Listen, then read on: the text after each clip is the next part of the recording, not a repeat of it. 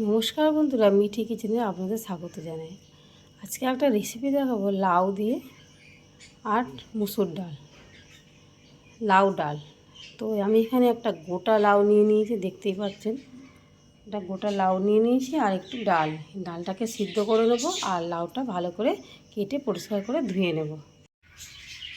তো বন্ধুরা, লাউটা কেটে পরিষ্কার করে ধুয়ে নিয়েছি আর এদিকে ডালও আমি সিদ্ধ করে নিয়েছি।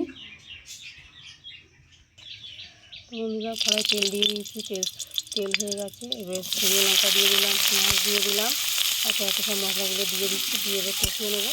এবার দিয়ে দিচ্ছি একটু আদা করা আর দিয়ে দিচ্ছি টমেটো, ভালো করে দিয়ে একটু কষিয়ে নিচ্ছি ভালোভাবে।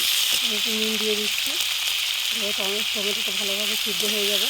বন্ধুরা, এবার মশলাটা কষানো হয়ে গেছে, এবার লাউটা দিয়ে দিচ্ছি, আগে থেকে ধুয়ে রাখা কাটা পরিষ্কার করা লাউটা দিয়ে এবার একটু কষিয়ে নেবো। লাউটা ভালোভাবে উল্টে পাল্টে একটু কষিয়ে নিচ্ছি, নিয়ে একটু নুন দিয়ে ঢাকা দিয়ে দেবো সিদ্ধ হওয়ার জন্য।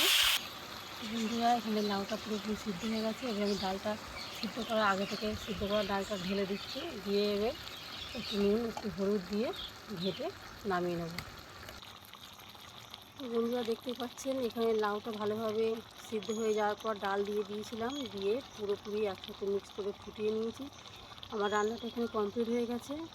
আমি সামান্য উপর থেকে চিনি ছড়িয়ে দিয়ে আর নামিয়ে নেব। বন্ধুরা, পুরোপুরি রান্নাটি আমার রেডি হয়ে গেছে, আমি এবার নামিয়ে নেব।